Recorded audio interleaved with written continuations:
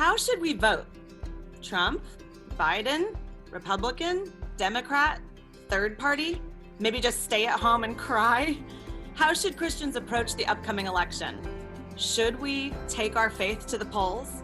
How can we get beyond memes and fake news and really do what honors God when everything seems so broken? We're going to be talking about all of that and much more on today's episode of Theology on Air.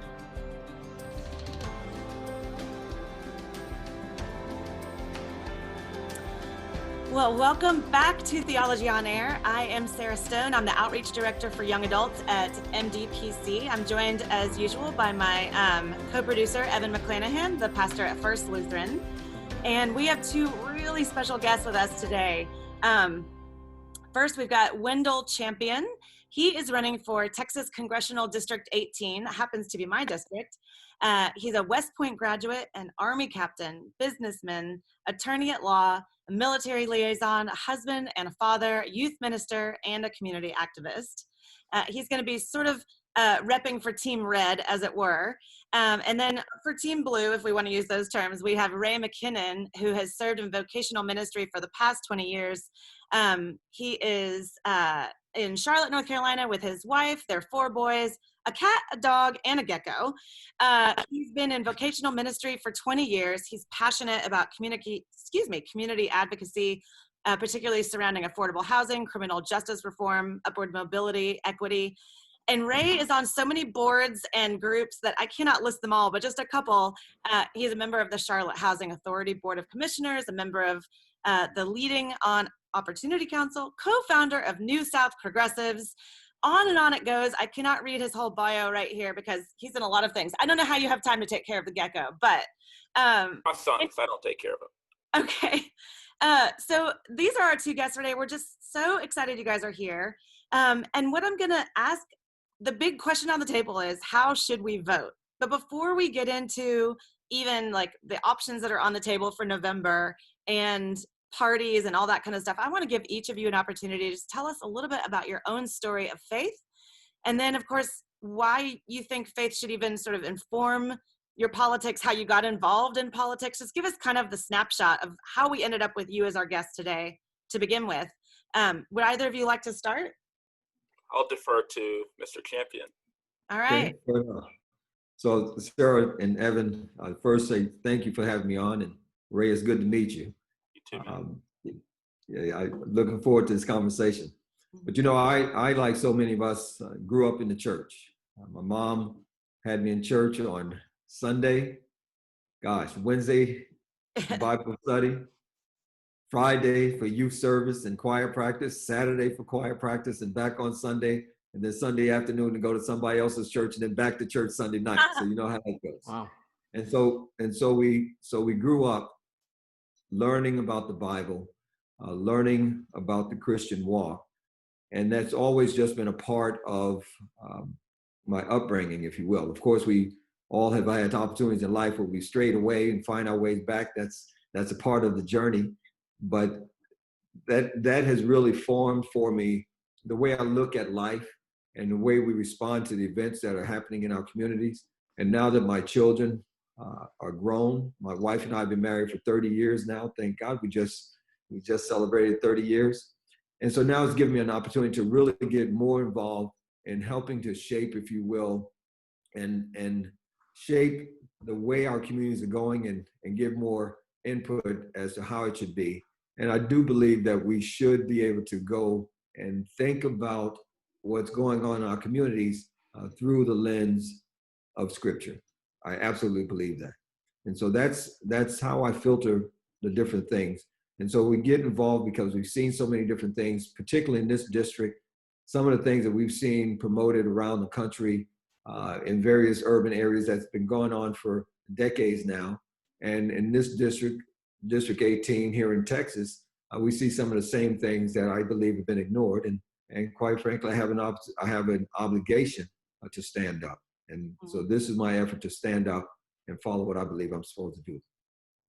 That's great. And so you are running against Sheila Jackson Lee, who is currently the congressman for this district. Okay.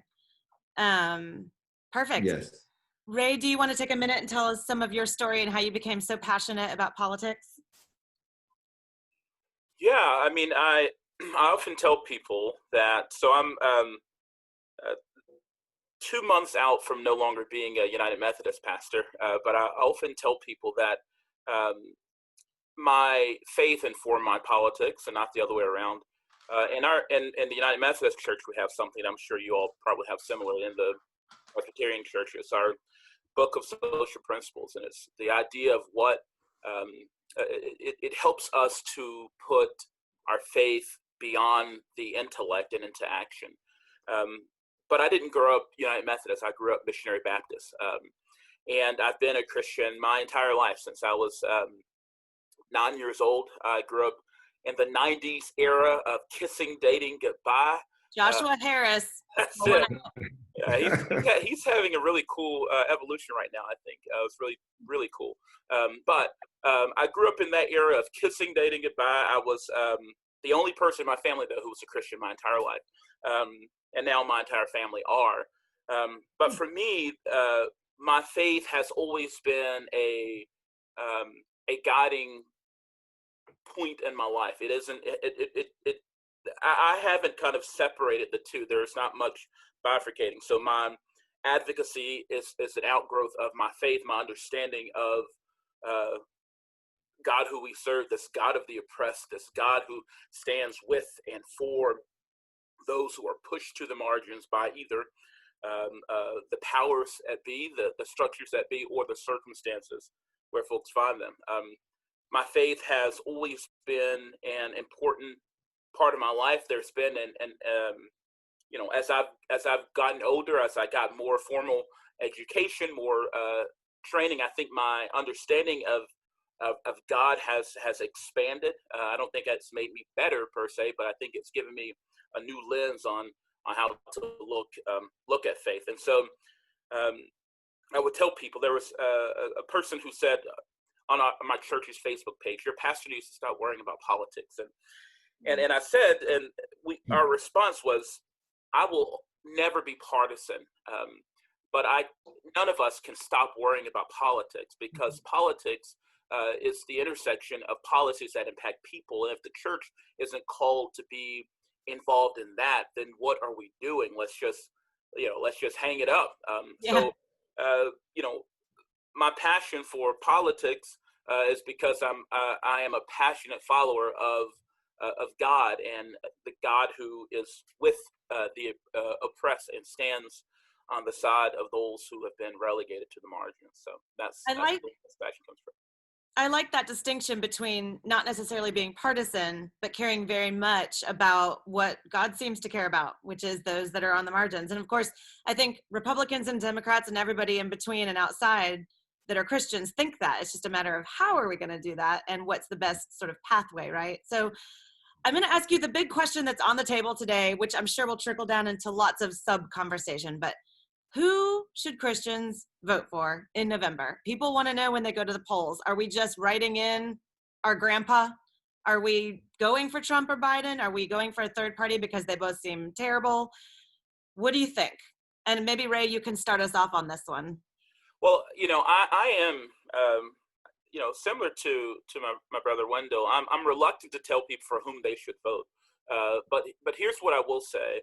I'm voting for Joe Biden, and not because I'm just some partisan, but when I look at my values, right? When I look at the values that I care about, and frankly, the binary choice that I have between Mr. Biden and Mr. Trump, Joe Biden more closely aligns with those values, right? So I'm kind of full disclosure.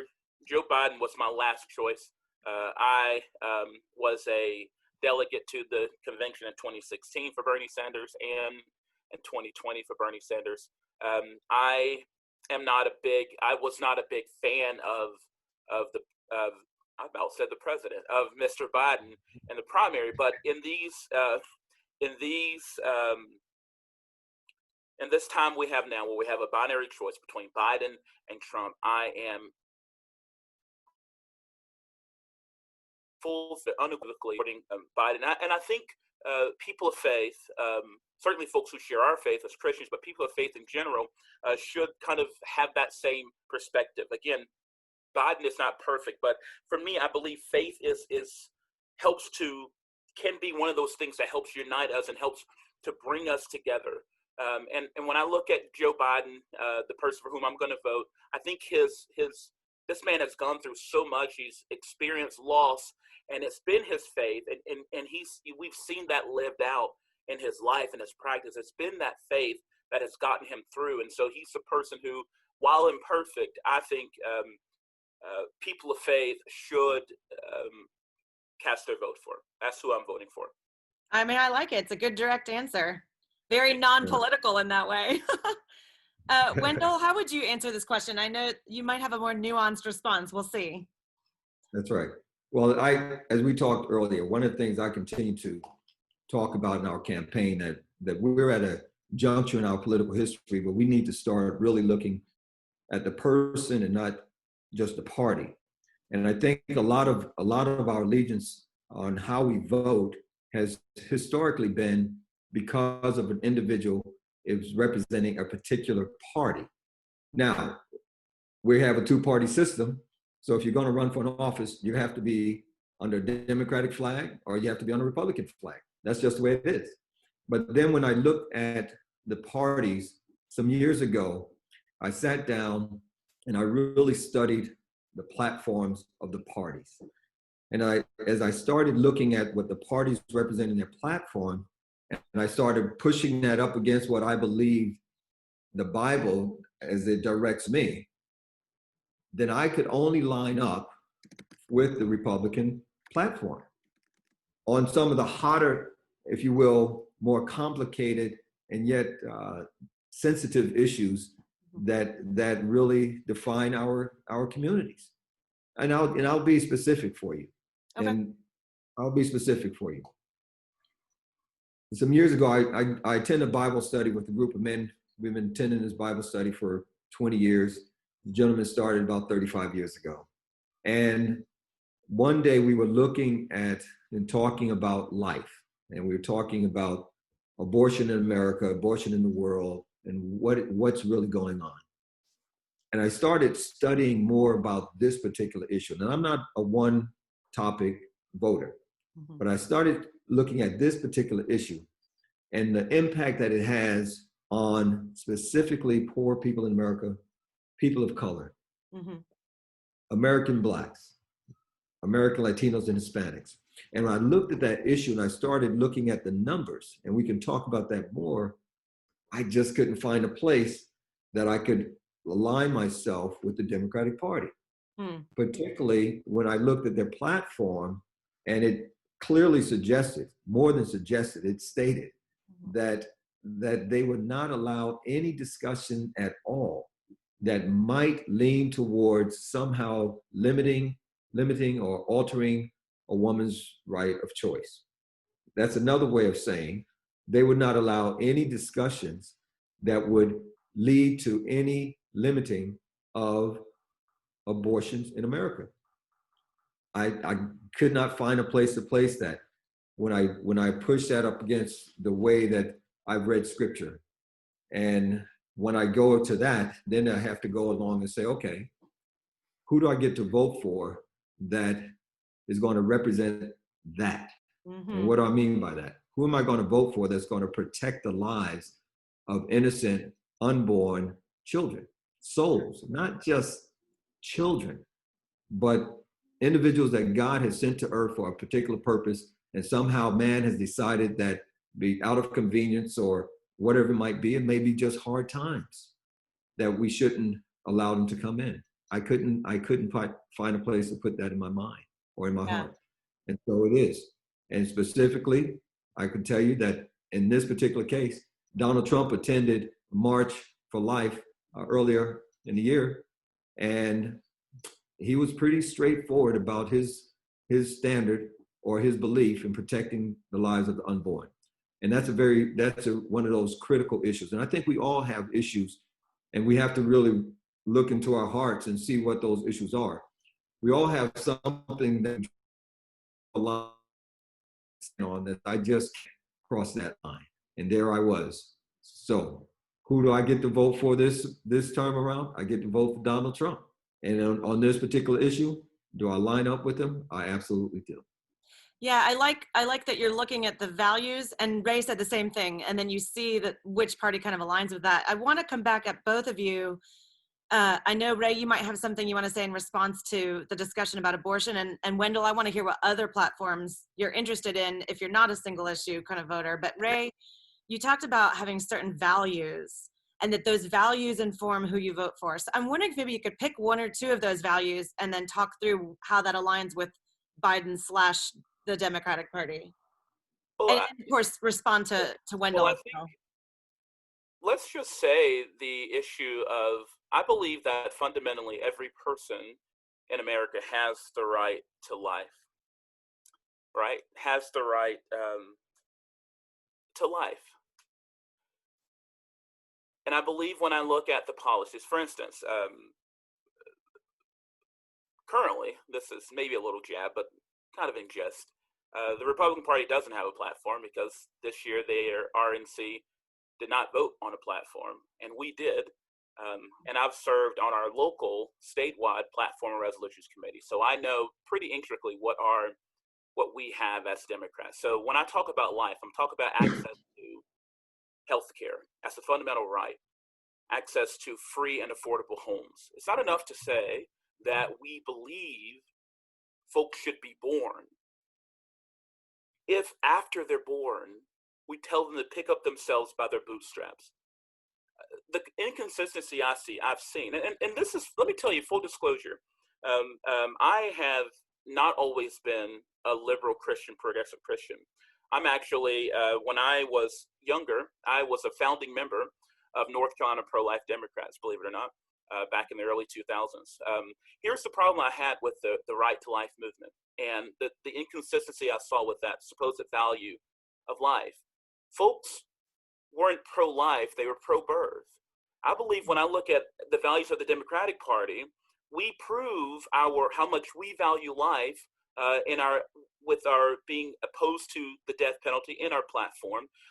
We talk about real sensible gun legislation. We talk about giving folks access to health care as a right, not as a privilege for those who are the wealthiest. When we talk about life, we talk about ensuring that our environment is safe for generations to come after us. And I don't believe that the Democratic Party is perfect. And I also know that our party there are within our party folks who are pro-life, or folks who are anti-abortion, folks who are pro-abortion. There are folks within our party, leaders in our party, where that is true. So for me, it isn't so much about whether we're going to say a woman, we tell a woman what she can and cannot do with her body. It's what happens with the value of that life.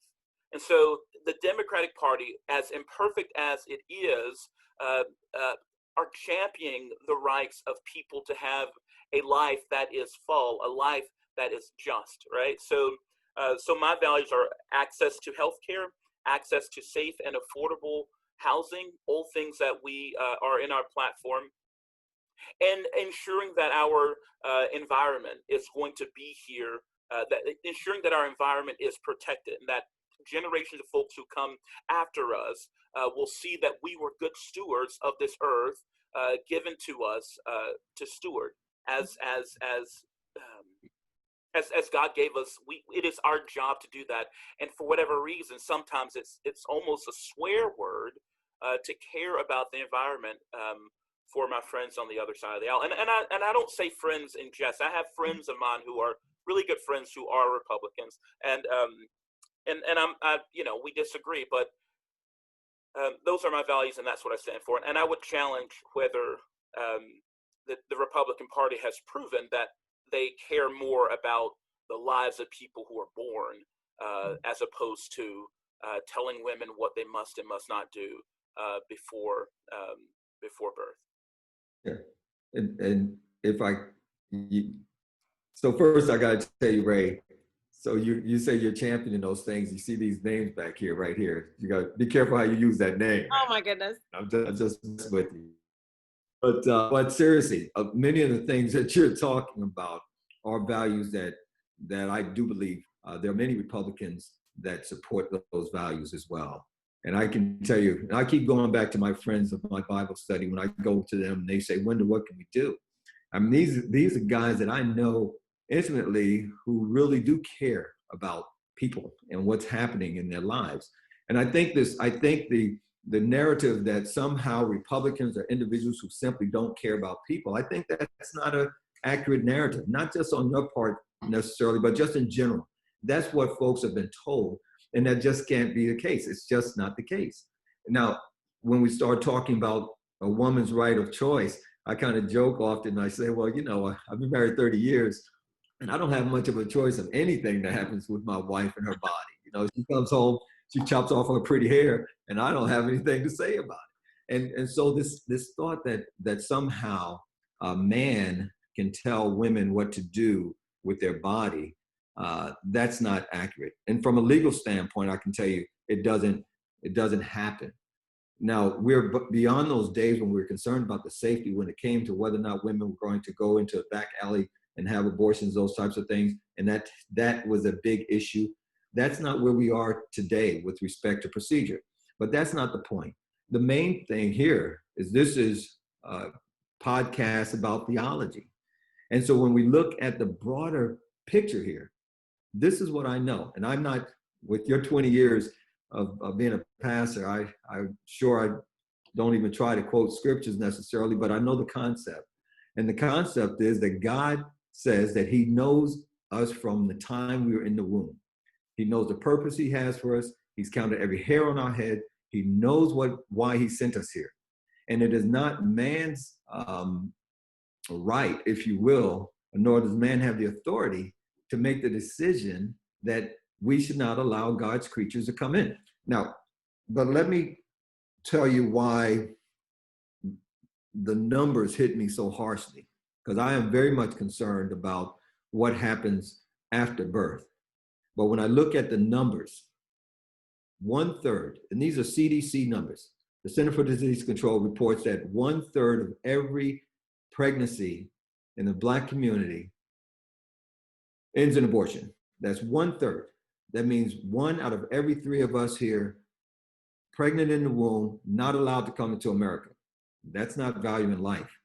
1/3. If that's not enough, when we look at the number of deaths since 1972 to today, all of the deaths combined, or if we don't like to use the word deaths, all of the lives that were not allowed to come into America exceed all of the deaths of all of the slave trade across the Atlantic, across history.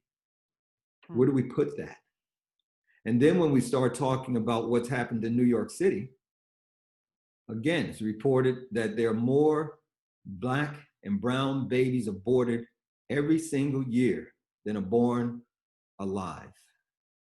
Now, those numbers might be somewhat inaccurate, possible.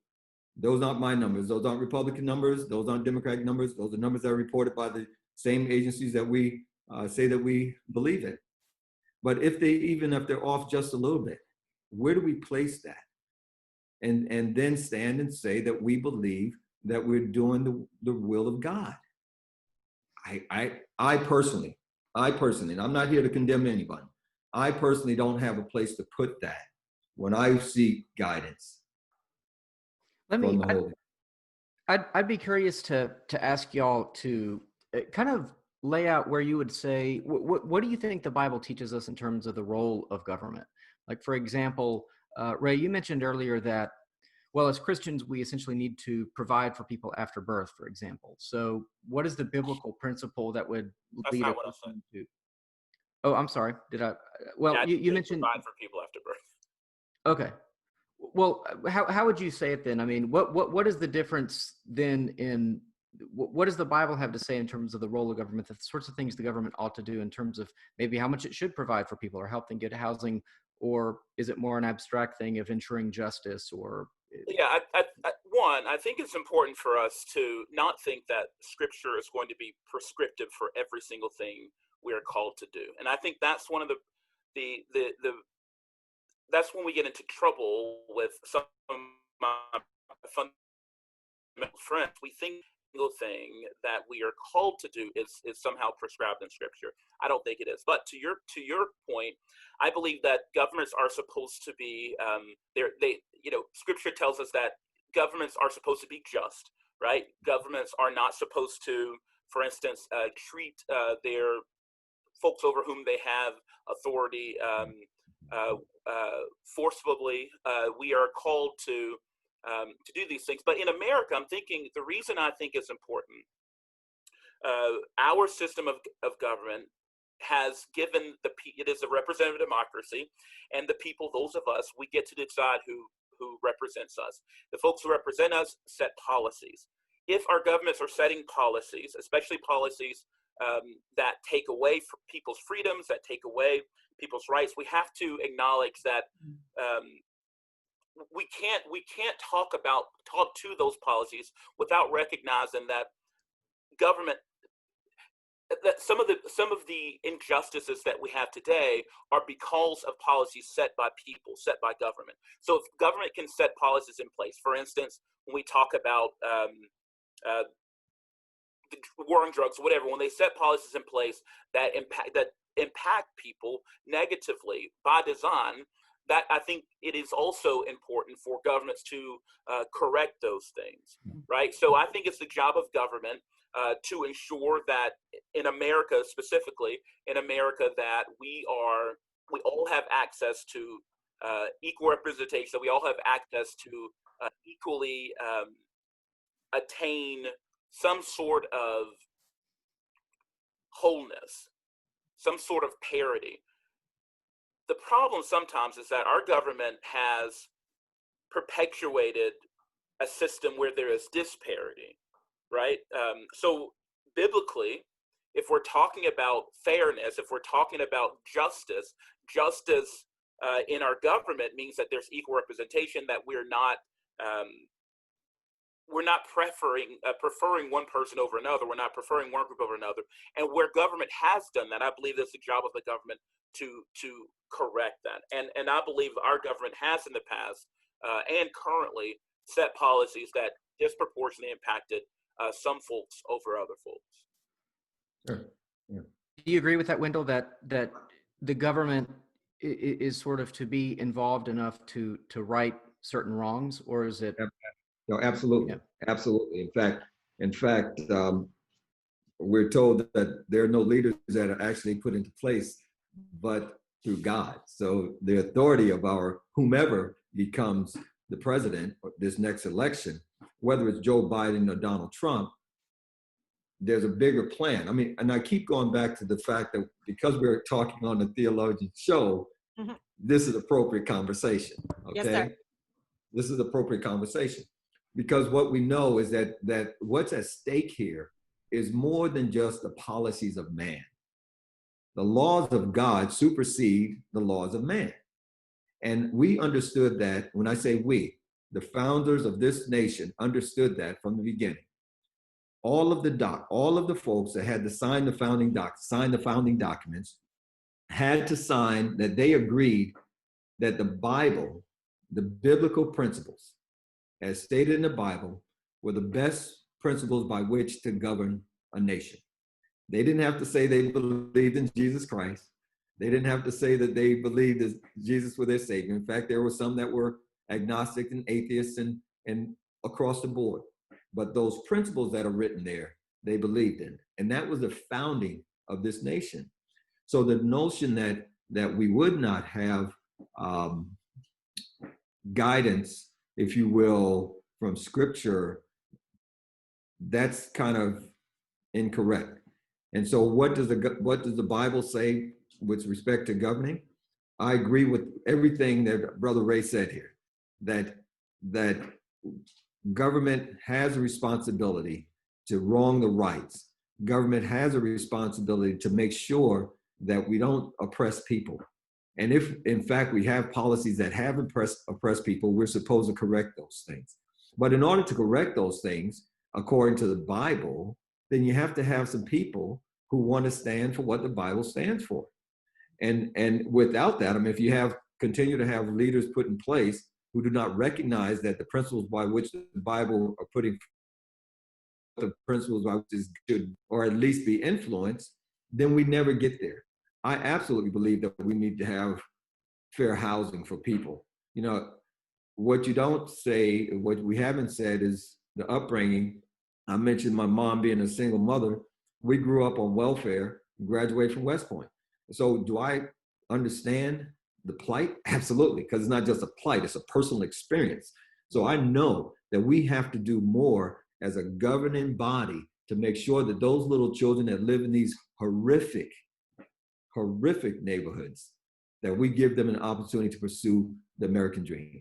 The young mothers who are pregnant at young ages, we can't just continue to put them in camps, if you will, barbed wire fence with no place to go when it comes to the American idea of prosperity. And we can get into that, but that's exactly what's going on. We can't, like Ray was saying, we have to have justice in our country. We can't continue to send man after man to jail and think that we're supporting families. We're not.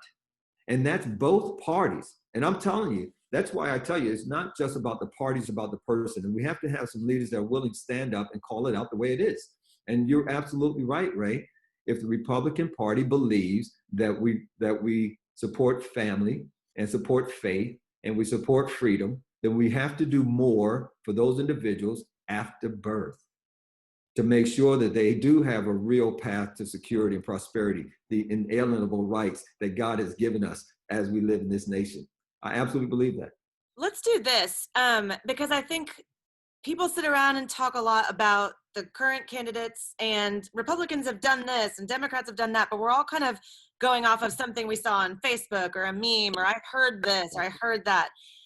Could each of you maybe list out a few specific policies or legislation that either your candidate has put into place, promised to put into place, or to undo, that you think makes them the best choice given your faith? So in other words, like Trump signed blah, blah, blah, or Biden in the past voted this way, or says he's going to do this, or maybe it has to do with Supreme Court justices, or but maybe give us like 3 or 4 just like bullet point, this is why I think moving this direction in the upcoming election makes the most sense from my Christian standpoint.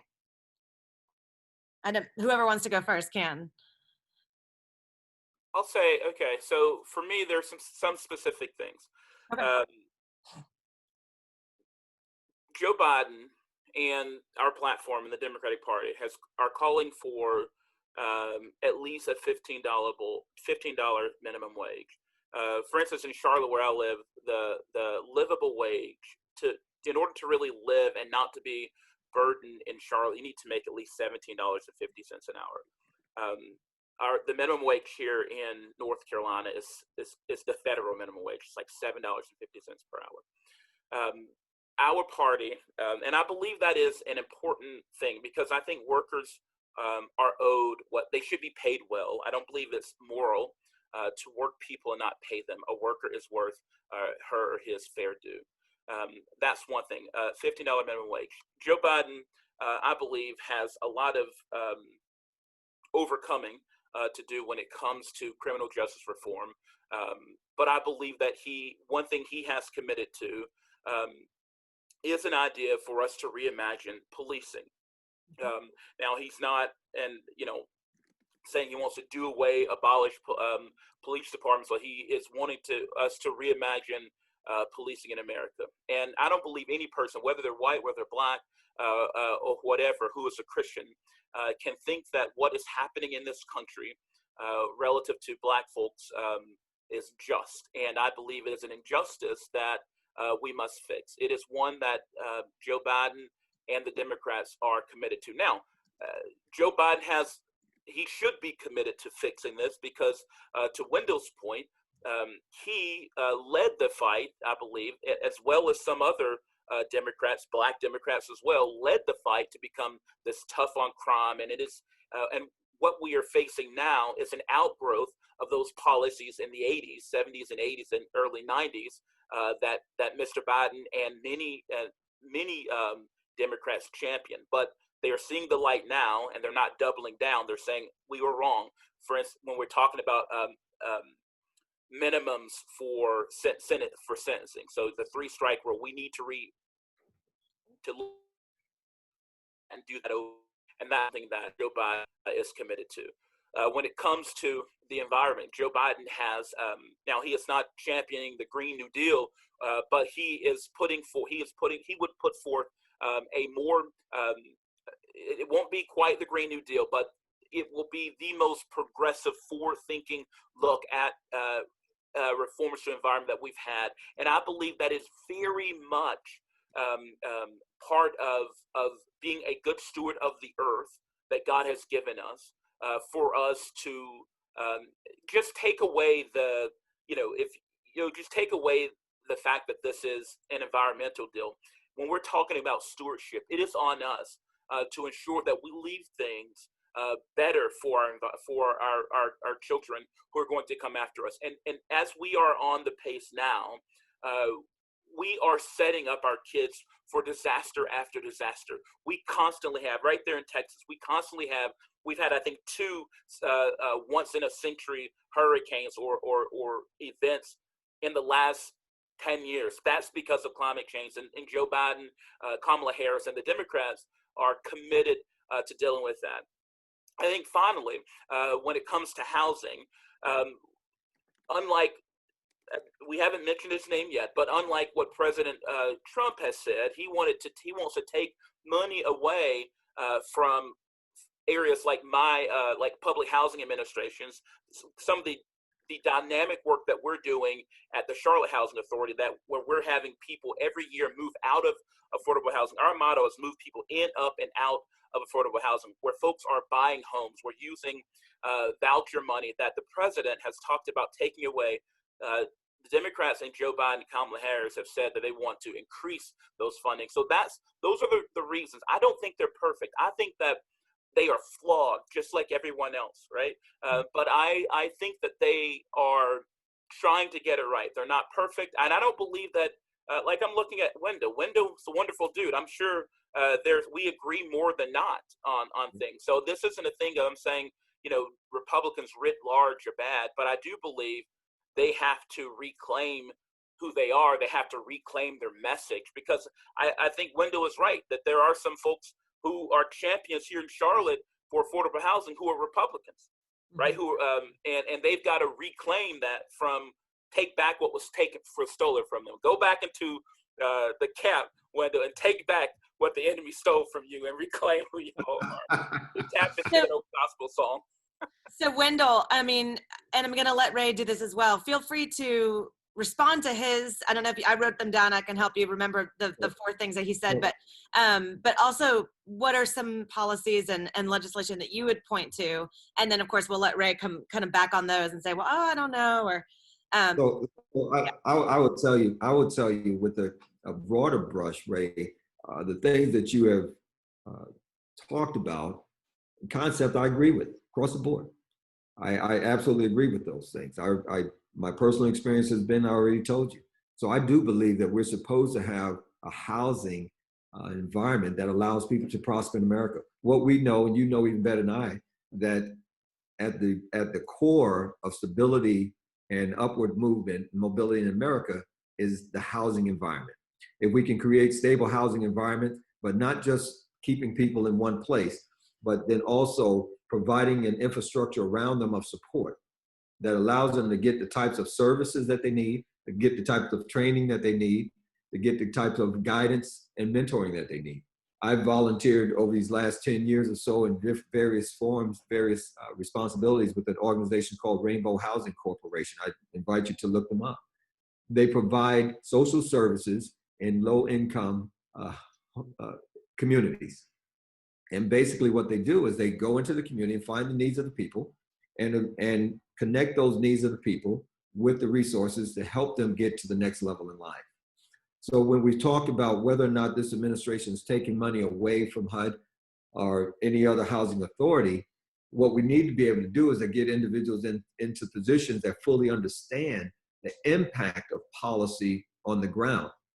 So if we have this notion again that Republicans don't care, I'm here to tell you that there are Republicans who do care about the same things that you have stated. It's just a matter of getting people on board that really know what's happening to the young mothers, to the young fathers, to the young children that live in these. So when it comes to making sure that we have jobs that are going to pay wages that are sustainable, I agree. I absolutely agree. The question is, how do we do that? And so do we just jump up and give people $15 an hour? To work at McDonald's is great, but then what's the impact of that on our hamburger when we go? I mean, so it's easy for us to say, let's increase the minimum wage, but where does that money come from then? And what is the net effect on the total economy? Some would say, well, we're putting more money into the economy, so that way it works. But we're going to have to create a system that allows that to happen. But even more so, we can have jobs. We have plenty of jobs out here that are going unfilled because we have a workforce that hasn't been trained for those jobs. I live here in Houston, Texas. Houston, Texas is the oil and gas capital of America. Some would even argue of the world. Although, I have the largest medical center right here in my district, right here, the largest medical center in the world. Well, there are plenty of jobs there. The technology jobs that are out there that we're not training Americans to get right now, well, I got to tell you, we have to find a way to make Americans competitive on the international scale. And that comes from the proper job training, not just service industries. And there's nothing wrong with service industries. I know quite a few waiters that make more money every year than I do. But by and large, we need to make sure that we have children that are coming out of high schools with job skills matched up with jobs that are fitting the needs of our industries. And we can do that. That's how we get beyond this minimum wage. I agree. $7 an hour, we know $7 an hour, you cannot live on $7 an hour. Nobody can, not in this country. But we can't automatically just increase it to $15 an hour and not think it's going to have a negative impact on the economy. So that's one thing. As far as what do we do, what has this president done with respect to justice? Well, I think he agrees that we cannot have individuals being punished for the rest of their lives for crimes that they've committed in the past after they've served their time. He's made an effort by passing legislation to help them get a second chance. Now, some people say it's not enough. Well, you have to start somewhere. And Ray, I got to commend you, if you will, for just pointing out the fact that the situation that we're in with respect to our judicial system and incarceration rates in this country, particularly of brown and black men in this country, particularly black men in this country, really, from the political history, some can say that it started with the Republican Party. Fair enough. Father Bush, President Bush, he went with Willie Horton in that circle of the revolving door. But then came Bill Clinton, saw that that was good politicking, and he doubled down. I mean, if anybody wants to get a real interest and understanding of what went on, you should read Michelle Alexander's book, The Mass Incarceration of Americans. Read that book, The New Jim Crow, and you will walk away from that. It doesn't matter if you're a Republican or a Democrat. You will walk away from that and your skin will crawl because you just see things that you've never seen before and the impact that our judicial system, our punishment system has had on Americans. And it's not right. And I'm telling you what I know because I work in law enforcement right now. I work at Harris County Sheriff's Office. I see the individuals coming in there every day, every single day. So I'm not talking to people from an academic standpoint. I'm talking to you from what I understand is happening. When I see young men coming in there full of potential, but yet dead in their soul, in their spirit, because they really haven't been shown how to make it in America. But they have been shown quite candidly and clearly how to make the Harris County Jail and jails all across this country. And then when they finish, if they happen to have a felony, then they can't get jobs, or if they get a job, they get fired. They can't get housing. It's okay to discriminate if they've had a felon. They can't get loans. It's okay to discriminate if they can't get loans, if they've had a felon. and it goes on and on. And yet, both of these parties talk about creating freedom for Americans. I'm telling you, we need to call each other out and say we need to do more. And if we really care about people, we'll put policies in place that will address these issues. And if we want to stop young men from going to jail, well, we educate them. We make sure they have opportunities in their neighborhoods for jobs and create more jobs. The president has offered something there as well. He's offered economic opportunity zones. But we won't hear that from people that don't want to say that he's done anything well. Economic opportunity zones. And the argument can I against interrupt you for a second, Wendell? Yes. Just on the opportunity zones, I think a lot of people will point to that as gentrification, and will yes, say a little bit about that. yeah. And certainly. So, and thank you for bringing that up. Yeah. So a lot of folks will say that economic opportunity zones, just like she said, is just another form of gentrification. To put it more bluntly, I'm going to put it to you in barbershop talk, okay? Okay. Barbershop talk is these things are just another way for rich white men to come into the neighborhood, take the land, and just force us out. Well, part of that might be true, okay? But the other part that's really true is that it's an opportunity for us to build neighborhoods and build infrastructure within neighborhoods that will create more jobs, that will create a safer neighborhood, that will create nicer neighborhoods. And if you get the right people at the table, then these things, because they're not perfect, as Ray mentioned before, nobody's policies are perfect. But you get people at the table that understand the impact that's going on in the community, and you make sure you have the right stakeholders at the table so that we have homes that grandma can afford when the economic opportunity zones are put in place. There's no reason why a good businessman can't sit at the table with a good legislator and come up with a plan to make sure that when they put their new high rise around the corner, we also put some affordable housing in there so grandma doesn't have to be displaced. And by the way, we can also put in place medical facilities to make sure that grandma has healthcare, affordable healthcare, and access to healthcare. Okay, those are ways. Just give you maybe one more minute, and then I know Ray's like ready to respond. I can see it in his face. I'm going to stop there. Okay. I'm going to stop there, but I just wanted to highlight to you that not everything that comes out of the Trump administration has been bad. It just hasn't been reported as good. Well, yeah, we haven't even started on the media yet. Ray, I know you want to respond to some of what he said. I want to say one thing. I do think it's interesting.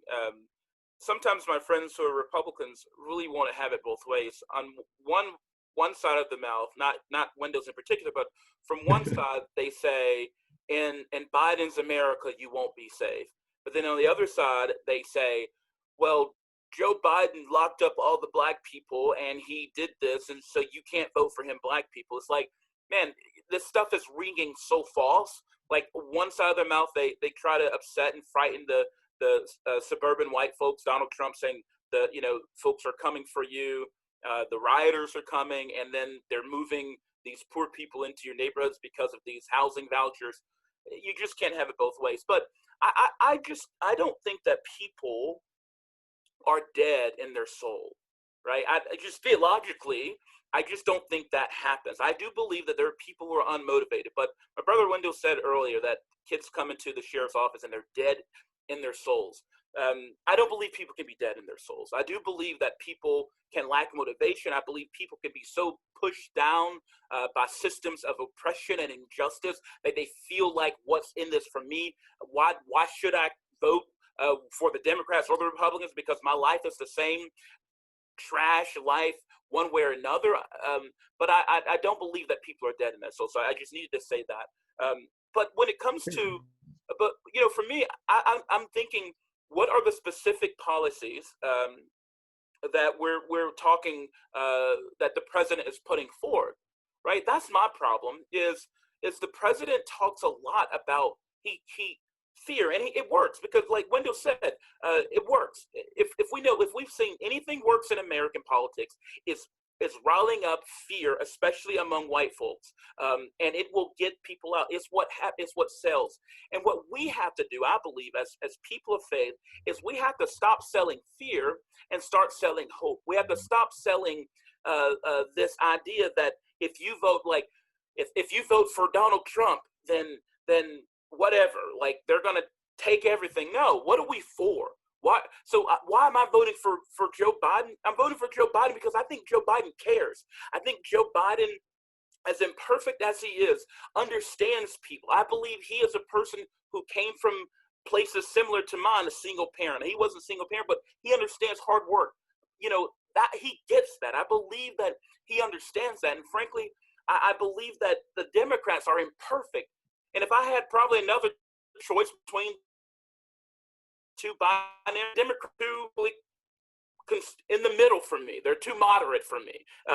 So that tells you how liberal I am, Brother Wendell. But with the binary choice, I believe that they get it. And that's my big problem with some of my friends who are Republicans. They point to our fears and not to our hope.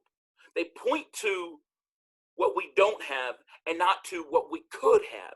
They point to what somebody's going to take away from you and not to what we get to contribute in this beautiful community where we realize that we are in this thing together, that my future is tied up into your future. My fate is tied up into with your fate. And I think that's what this becomes a choice of, hope or fear. Again, we had this before, but is it hope or is it fear? We have about 6 minutes before we need to sort of bring it to an end for what's going to go out on the radio and the podcast. But we could maybe go a few minutes beyond that for Facebook Live, et cetera. I wanted to come back, though, to the question of police. Ray, you mentioned earlier that, we really need to pay attention to police reforms, given what's going on in the Black community. And of course, I think, Trump is running on law and order.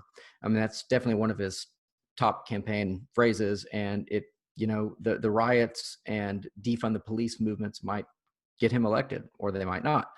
I'm curious if you guys have a kind of position from Christian principle on law and order in general, whether what we're seeing right now is an abuse of law and order, or if in fact we need more law and order. I mean, should we be defunding the police? Is that something that Christians should be advocating? Is that is it the most pressing problem that the police are targeting Black individuals, et cetera, or not? Ray, I'm going to defer to you for this one. How about that? And all right. I was like, I wanted to talk, but I was going to let you go, brother. Well, I know you wanted to talk. I saw you. Well, Evan, I don't believe that it's whether Christians should or shouldn't do this or that. I always feel weird about that question because Christians are also citizens in America. So yes, I think Christians should care about all of these things, and they should, and our values, as we understand God and what we've been called to do, should inform those things. Our actions should be informed by that. I believe that there is a need for reform. Law and order is not one that it's one that will get people to go vote. There's no doubt about it. Again, fear does that. But are we in dire need of reform, a reimagining of policing in this country? Certainly. Policing in America is an outgrowth of the slave patrols. There's no getting around that. That is the history. I'm sorry, a lot of folks might not know that. So we need to reimagine policing that started as a way to bring back enslaved people into enslavement. Something with that foundation. At the root, it is evil, it is sinful, it must be reimagined. That doesn't mean that we just tear it up and nothing's there. I'm talking about we reimagine what does it look like for us to have a country where certainly folks can't go out and there's do whatever they want and there aren't consequences. But when it comes to what police are doing, should police have to respond to a person having a mental health crisis? No. It makes no sense to think that a police officer who maybe just has a high school degree is equipped to handle something like that. It's wrong. It puts them in a bad position and it hurts people. So should Christians care about how other individuals, other people who have that imago Dei, that image of God in them, are treated? Certainly they should. Should Christians stand with the oppressed and not the oppressor? Certainly they should. And we need to reimagine that and think about how that can be different and how we can do that in a way that's more charitable, do that in a way that honors the person in front of us, each person in front of us, more. right? So I think the way we're doing things now is making people radicalized on one way or the other. People who feel like, for me, I mean, when I was growing up as a kid, I wanted to be a cop. Now I get frightened because of the work that we're doing, and I know that we've been targeted. I mean, if you've never had a bike jabbed into your side because you're just standing up in a collar saying Black Lives Matters, or you've been maced like I have, this is matter. It makes you feel like definitely need to reimagine policing in America to a way that's more just and equitable. I'll defer now to you. I know we probably only have a minute or so, so let me just talk from some little experience here. First of all, you're absolutely right, Ray, when you say this is evil, this is sinful. And so again, this is a theological show, so we know that the battle is amongst the principalities. We know what's going on here. This is truly a battle between good and evil for the souls of the people, period. And when I made the statement that I see young men coming in and their souls are dead, I'm glad you picked that up. What we're referring to is that the inside of them, when you look in their eyes, you see this hopelessness. Mm-hmm. And I see that on a daily basis. But I also see young men and women like you're talking about, Ray, who are coming in there, who have mental health issues. I've worked in the mental health unit inside the jail. So when I talk about this, I'm talking about from a place of experience. I'm talking about it from a place of feeling it in my heart when I see folks that I'm constantly thinking, there has to be a better way, right? When I have an older guy come off the street or older lady in a wheelchair come off the street and she's in a wheelchair, I ask the officer, why are they here? And we have a law in the book that they violated, and so we bring them in. But what's going to have to happen is that the American citizens, as people that care, the Christian community particularly, if we really, really say that we care, that we're going to have to start creating options for these types of individuals. And then we have to go to our elected officials and say, we demand that we have a different way to deal with the people that really should not be criminalized. Let me pause you there for a second. I'm going to let you keep finishing that after we just kind of close out for the radio show. But if you're listening on the radio and you want to hear more, come and find us, Theology on Air. You can search it up wherever you listen to podcasts. And for those of you that are, checking in for the first time, between now and when you check back in next time, we encourage you, as always, to question freely, think deeply, and disagree as needed. Wendell, we can continue a little bit. I just wanted to do that so that Evan doesn't have to go and do some creative editing to get this thing on the radio. Continue what you were saying. I'm so sorry I had to interrupt you. So what we have to do then is really demand as a Christian community that our legislators, our elected officials help to fund, if you will, different options, because everybody that comes into a jail does not belong in jail. I'm not telling you something that I read about academically. I'm telling you something that I've seen. And it becomes a very dangerous situation when we have someone that has a mental health issue coming into the jail, and all of a sudden that individual is responding to a directive in a manner that's aggressive. Mm-hmm. And all of a sudden, and it literally is, all of a sudden, a calm situation becomes violent very quickly. And that's unfortunate. So we have to, as you said, Ray, reimagine what this looks like. The history of jail in this country is just like you said. People don't want to talk about that, but that's the reality of America. However, that doesn't mean we're supposed to leave it as it is right now. We have to do more. And I'm telling you, does the police have responsibility, law enforcement? Yes. And let me suggest this to you. I'm licensed right now. Our license in Texas and across the country says peace officer's license, peace officer, under the heading of law enforcement. And so what's supposed to happen is when we respond to a situation, and this is where the retraining comes in, is that we need to be trained that we're peace officers first. We're supposed to deal with the situation and bring resolution in a peaceful manner. And then if in fact the situation is such that we cannot be peaceful, then we have to have law enforcement, and law enforcement needs to be quick. It needs to be solid. And it can't be kind of wishy-washy and soft because it doesn't get done. It's a very dangerous situation for everyone involved. And so peace officer first, then law enforcement. But it's going to require that we as citizens decide that we're going to demand that we have some place other than a jail to put people that aren't supposed to be there and deal with those social issues. And I'll just give you this one little bit of information. Is a fact that Harris County, which is the third largest county basically in the country, and one of the largest jail systems in the country, Harris County Jail is the largest mental health institution in the state of Texas. That is unfathomable, unacceptable. It simply should not be. People should not be in jail just because they have mental health issues.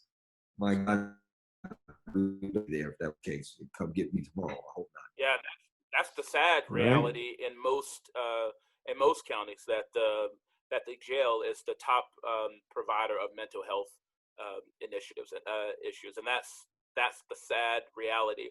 And I believe that's unjust. Man, I wish y'all would have had somebody on who. I just wonder, Wendell, why are you not a Democrat, my brother? Well, yeah, I mean, you guys have, I think most Republicans and Democrats, when we sit down and have civil discourse, will realize that you have the same idea for how things are going to end up. The question is, how do you get there? What does government do? What do people do? What does the church do? All these kinds of questions. So, I mean, yeah, y'all need to maybe take off the gloves and get a little feistier. You've been very sweet to each other, and I appreciate that. Well, you put all these parameters in place, and then you manage the thing. I mean, you know. And then, but we it's not that we've been sweet. We've been real candid. And the fact of the matter is, seriously, I often say that when we put away our labels, and that's why I always say, look, let's take our Republican, Democratic labels and put them up on the shelf just for a little while. And when we do that, what we find is that at the core of things that are important to us in life, we agree on. It's some of those things on the fringes that we're not going to agree on. And that's fine, because rational minds can sit at the table and say, you know what, Ray, I'm just not going to agree with you on that one. So let's just leave that one off the table, because we're not going to make progress, okay? And the same thing, you're going to say, champion, there's some things I just don't agree with. But there's some things in the middle that are so fundamental to life in this country that we agree on, that we have to be able to walk across these aisles and get it done. And that's why, you asked me earlier, that's why I'm running for this office. And, you know, the Democratic Party wouldn't let me talk about life the way I talk about life and pre-life. I mean, I know there's some folks talk about it. You just can't move the button. You're not allowed. You can talk about it, huh? You can talk about it, but they're not going to allow you to move it up their platform. That's for sure, right? So I know that. Yeah.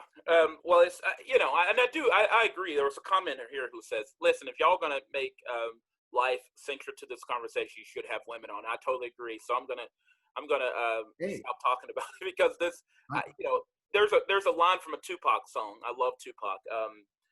He says, because a man can't create one, he has no right to tell a woman when or where to create one. So, and I think that's fundamental. You can say however you feel about the issue, but you know, why don't we start saying, men, let's go, you know, mandatory, men have to have vasectomy, so you can't impregnate a woman, like it, you know, whatever. Like when we start telling people what they can and can't, that's the thing that drives me crazy sometimes, are the inconsistencies. Like, are we for big government or are we not? Are we for government so big that it can tell a person what they must and must not do, women, or are we not? Like, we can't have it both ways. We can't say, don't tread on me, unless we're talking about a woman's reproductive choices. But that's, I imagine I might be in the minority here, so I'm going to just keep my views to myself. But I want to be on record as saying I'm 100% pro-choice, and I don't believe any person should tell a woman what she can and cannot do. I agree that no one should tell a woman what to do, and to your audience that says, hey, leave it alone, I will leave it alone, but I don't think it's a question so much. The rhetoric is about pro-choice, but those are just the power of wording, okay? The power of wording. Those are words that we put in place so that we don't deal with what's really being questioned. And when we use these words, then no one can say anything against that. There's nobody that can say, I don't believe that women should have a choice what they do with their body. That doesn't even make sense. right? But when we put that in there, then we say, do you believe it's pro-choice? Well, okay, then I go from a logical sequence and go, if we're talking about pro-choice as, do I believe we should have abortions in this country without having a dialogue about the effect that it has on women's lives? I don't think that's giving them a choice. When we just say that it's pro-choice means you don't have a discussion about it, then that means you're just going, it's like taking a test, and the test goes, here are your question, and here are your answers, A, B, C, D. And E should be in there as a possibility to deal with this. And we don't put E on the test, then we have an invalid question. And that's what we do when we start talking about pro-choice, pro-life. And going to what you said earlier, we can't have this, we cannot be responsible Republicans, if you will, and say we are pro-life, and then just tell a young lady, you shouldn't have an abortion, and the young lady's sitting there trying to figure out how they're going to feed their baby, and we don't provide a way for them to do that. And not just feed them and just exist at some substandard level, but feed them and prosper and be able to continue to live out the American dream. And if we're not willing to do that, I might suggest to you that we're not pro-life, okay? If we're not willing to do the extra mile, the extra step. I read a sermon once, The Greatest Love. And just one little sentence jumped out on me. The guy was talking about helping someone that's poor, a beggar on the street. And he said, we would often just send him a pence. I mean, we'd give him a penny and we keep on moving. And he said, if we really loved them, we would either do more for them or we would do less. Think about that. So if we really love these young ladies, we would do more for them. We would do more. We wouldn't just tell them, don't have your baby. You know, it's your choice to have an abortion. Maybe it's not her choice. Maybe it is, she's in such dire situation that that's the only thing she could do and come up with, because we didn't stand back and say, I love you enough to help you more. And I think that's where we fall short. And this whole discussion about, Republicans are just hard on this subject matter. Yeah, I agree. I agree that in the past, we've heard people say things that are just God awful and quite frankly, not Christian. Because there's nothing in that Bible that I've read that says I'm supposed to condemn a man to the point where I make him feel somehow less than. Nowhere near. Where would you guys say that the Christian sort of integrity of a candidate comes into play? So, for example, Trump is criticized for his indiscretions. People say, then there's like hypocrisy claims, right? Like, well, you cared about it with Clinton, but you don't care about it with Trump. How important are those things in evaluating someone who's leading us politically? Would you say that moral indiscretion is a disqualifier, or not? I mean, as Christians, how do we think about that? Listen, I believe that. Am I still muted? I don't believe that I don't believe that what a person does, let's say, for instance, with Bill Clinton. Bill Clinton having an affair, I believe, was terrible, trash. I believe he sinned against his wife, and I believe he broke the vows in his marriage. I don't believe that made him disqualified to be president. I don't believe he should have been impeached over it for lying, yes. Donald Trump having affairs, plural, on his wives, plural, were wrong, and he sinned against his wife and the vows that he made. Where I believe the moral question comes into play when those morals impact your job, right? So whether with President Trump, paying somebody, breaking the law so that it doesn't come out that you had the affair, that comes into question, right? He didn't break the law in having an affair with this woman,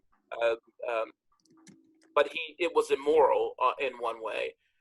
But when you start trying to pay, when you lie with every word, not every word, but when you lie constantly, verifiable things, that is wrong.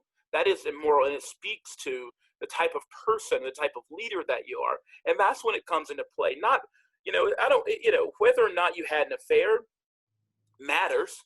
I definitely believe that it matters. I don't believe it matters for some folks whether or not you should be president. It's something I would take into consideration because I think it goes to something else, right? but it isn't just for us to sit back and say, you did this, you're a terrible person. Because people make mistakes, things happen. And I still believe that, again, each of those folks sinned against their spouse. They broke a promise that they made, presumably before God. And I believe those things are important. I don't believe we should make a promise before God lightly but I don't like how, like some of my friends who I know are Christians, they give a pass and explain away every immoral thing that President Trump has did, while at the same time from Democrats. I don't understand how people can be so against gay marriage, because it ruins the sanctity of marriage, right? But then they can excuse this man who's been married multiple times to multiple women and had multiple affairs in those, and they don't see that it's the same thing. How is that not ruining marriage, the sanctity of marriage, and gay folks getting to marry and be in a monogamous relationship? You know what I mean? It's just, that's what I can't deal with. It's the hypocrisy of it. And for whatever reason, it's like they're these blinders, and they don't see, and it's explained away. And at least say, listen, I acknowledge it, but I'm a Republican. I'm supporting the Republican. I have more respect for that than to try to explain it away and say it's fine for this person, not for that person. So, Wendell, are you blind? I'm not blind. I'm not blind at all. In fact, you made me think about the line that was drawn in the sand, I believe, when Jesus asked about the guys who hadn't sinned, right? And we have to remind ourselves of that, because you asked from a biblical perspective. That's what you said, from Christian perspective. And so we're reminded of that. And I've thought about this, not particularly for this question, but I thought about the leaders that we have in the Bible and how just imperfect they were as men. And this isn't as a defense of anybody in particular, but David was a murdering, lying adulterer. Oh my God. Moses was a murderer. Abraham was a liar, right? I mean, and we can go on and on and on about these imperfect men that God chose to use. Now, we don't necessarily know how God has chosen them. Well, we're going to find out who God chooses. I mean, people are going to say, well, he didn't choose them. Oh, well, I tell you what, whoever is in office in November, God chose them for his purpose, not ours. And that's what we have to remember. We don't necessarily have to agree, but we know that. Does character matter? Character absolutely matters. Am I the one that's supposed to come in and condemn? No. Why not? Because I read a scripture, and I can't really quote it, but he said, I didn't come to condemn the world. So, and then when I talk about people's lifestyles, I go back and forth on this as well. I go and think, well, am I supposed to just call people out for their, quote, sins?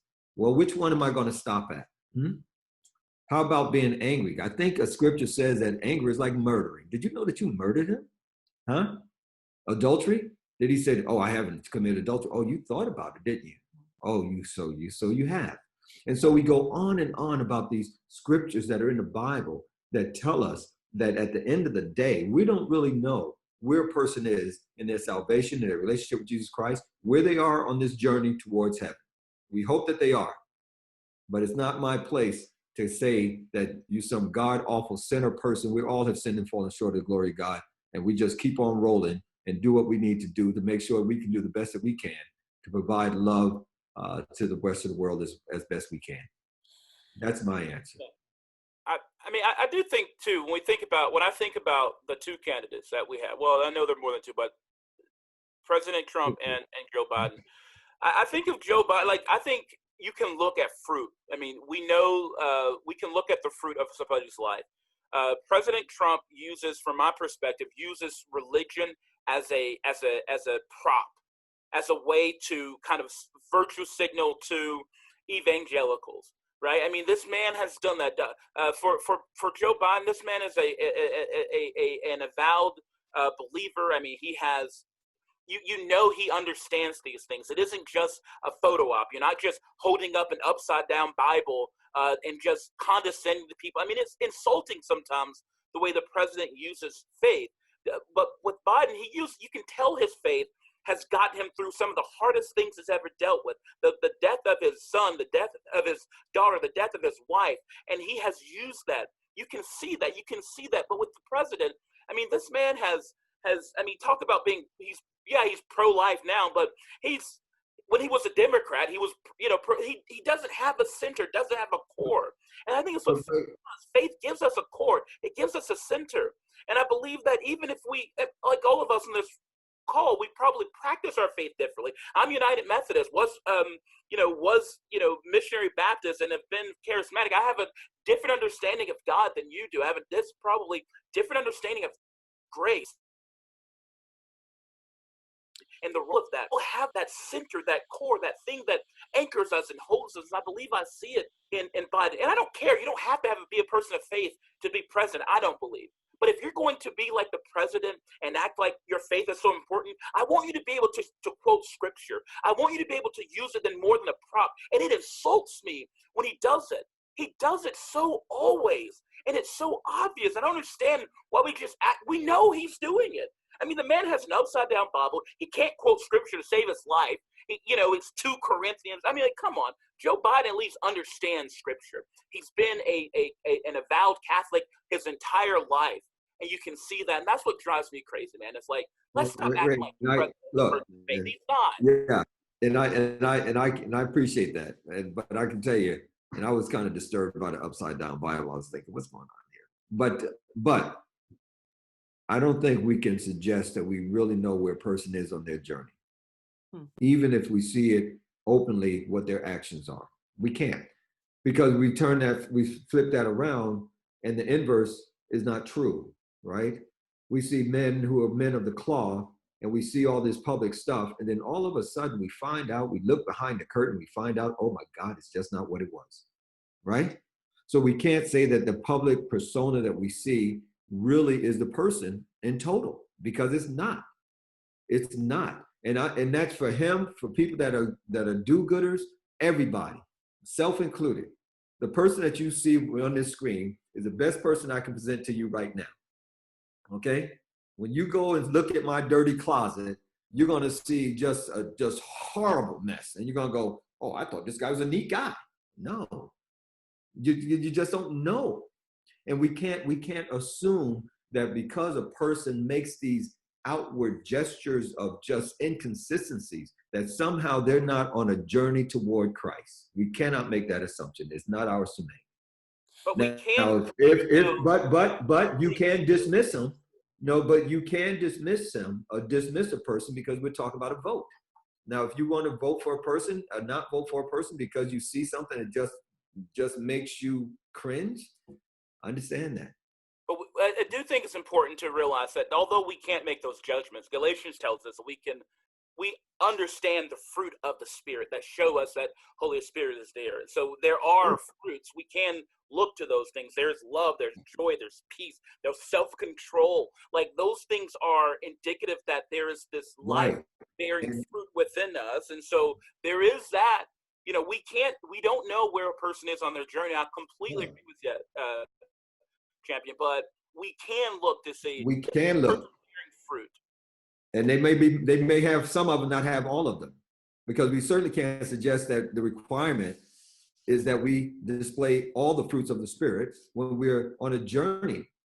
When I've got one that's a strong point and one that I'm still working on, and another one that's just awful because it's not even on my radar. And so that's where it goes. I mean, and I'm not defending the man. I just want us to understand that when we look at this, if we're going to say that the litmus test is just by what we see in a person with our eyes. No. With our eyes. You can't dismiss the person totally and say that they're not fit. Let me jump into the middle of this a little bit, because I think, one, we've got to wrap it up. And there's so much we didn't get to. We didn't talk about immigration. We didn't really talk about healthcare reform, so many things, right? But you guys are talking about sort of the moral turpitude of somebody, but but that fruit that Ray is referring to is not just what they're doing with their lives sort of morally that the camera can see. It's also shown in the policies, the things that they voted for, the things they voted against. And I'm surprised that you guys didn't, I don't know, put on your boxing gloves a little bit more about, Biden voted against this or Trump voted for this. Because the fact is, I know that that's all a game. It's all a game. It really is just a game. When we look at Joe Biden's history and look at some of the tapings that are out there, some of the things he said in the public square, my God, we can't dismiss those things. No, we can't. You can't dismiss a man that's going to be the president of the United States looking at a camera and telling me that because I'm black, if I think about voting for Trump, then I'm somehow I ain't black. He says, ain't. Not even give me enough respect to use proper English. Ain't.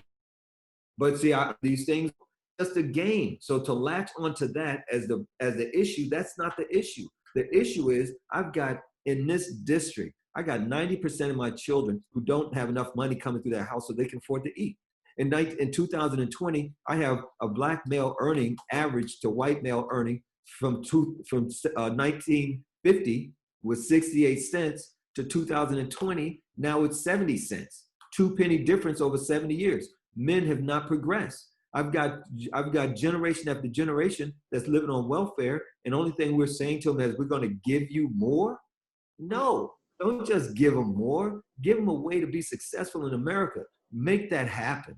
And it hasn't happened, and we can't just say, well, it's just because those people on the other side just put up roadblocks. Well, if that's the case, and we've been fighting, well, if that's the case, you need to learn how to fight harder, and you need to get somebody in there that can win. Okay, I'm gonna jump in here, and then y'all can take this and maybe do a whole Facebook Live. I'll just call you sometime. But I want to ask you this kind of as our closing question. I think as Christians, both of you very involved in politics, I'm wondering how you balance your Christian convictions with the things in your own party that actually conflict with those. Like you've both talked about things in your party that you agree with, and it's why you sort of stand where you do right now. But within your own party, what's one thing that you would like to see changed to kind of bring your party's positions more in line with your Christian worldview? If you had to pick one thing to switch, each of you about your respective parties, that would align more with your Christian worldview, I figure that'll be a good way to end because you have to sort of jump to the other side. And then we can take this fight elsewhere, but we'll end it for today. Who wants to maybe go first with that question? I'll go first, and Ray, let you close if you don't mind. How about that? I really think that this party has to be willing to go out and really talk to people from a position of concern, of compassion, and not just allow the image of just wealthy people running the party to be what's out there, because it's just not true. When I talk to people all across, most of the folks that are voting in this party are not wealthy old white males. And the fact is, when we had the past presidential election, across that stage, you had the most diverse coalition of people running for office that you ever seen. But yet the narrative is still one of old white wealthy men, and that's not true.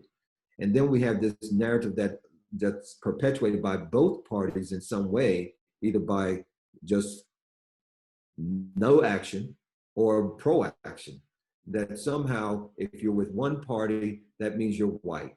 And if you're with another party, that means you're black. And that's not true, and we know it's not true. And so what I like to be able to see in this party and the Democratic Party is that we start to just pull back some of this political rhetoric that's dividing people and tell folks the truth about what's really going on here. And I think that gets lost. It gets lost, and we have to do a better job of that. Now, I got to say this because I wouldn't be a good candidate if I didn't. If you want to learn more about my candidacy, go to champion2020.com and find out more about it. And we were going to close with that. Don't worry. We're gonna tell people where to get in contact with both of you. So I wouldn't leave you hanging like that. Ray, what's one thing you would change in the Democratic Party to align more with your Christian worldview? So for me, I mean, it's going to sound weird, but I would ensure that we would stop saying we're going to study reparations and then do something about reparations for the ancestors of enslaved Black Americans, Black people in America. There is no doubt in our mind, in our faith, that reparations is a part of justice, is a part of our faith to make things right. I mean, even the eye for an eye is even really reparations. I mean, to make it right, and we haven't made it right for the ancestors of enslaved people in this country. We are the only group of folks who are told to get over it, essentially. I mean, those types of injustices. Well, we really are, the enslaved Black folks. When there were these injustices against folks who were not other folks, we understand there has to be something, some making. We haven't done that as America, and the Democratic Party has not done that. It's not part of our platform, if you will, like actual reparations. As a biblical understanding, it is right to make things right when there has been an injustice. We can't just say that was sinful when over half of our existence in this country, our ancestors were enslaved for 200 years, essentially. And then Jim Crow, I mean, we had real Jim Crow for another 100 years after that. So we need for there to be some type of repair, some type of repairing the breach, if you will. That's a plug for my I knew that. Repairing the breach that has been. I mean, because that is the reality, man. Like, so the Democrats or Republicans aren't talking about that, and I think, frankly, it's because we know it won't sell, because white folks don't understand it, white folks won't get behind it, and in this country, both parties cater primarily to white Christians in flyover country, and that's the way it is. And I wish it wasn't so. All right. Well, man, we could go on, and I really kind of want to, but I also don't want to just take y'all's whole evening away. So I really appreciate both of you coming on and taking the time to just kind of dive in a little bit. I will let you each kind of give a plug for if people want to hear more about what you think, or maybe even contact you, where can they find you? Wendell, where can people find out information about you and your campaign? Champion2020.com. All right. Just visit champion2020.com and you'll be able to get more information. You'll be able to contact us. We'll get back with you. But please take a look at it. And remember that we really do care about people. We say together we win. I'm concerned about creating opportunities and prosperity and safe communities. And when we put away our labels and just come to the table and talk about it all, we'll find that we have more in common than we have that separates us, and that we're all Americans looking for the same thing, which is the American dream. God bless you, and God bless your families, and God bless America. All right, Ray. It's going to be hard to follow that. That was like a benediction. Hey, I'm a preacher. I do benedictions in my sleep.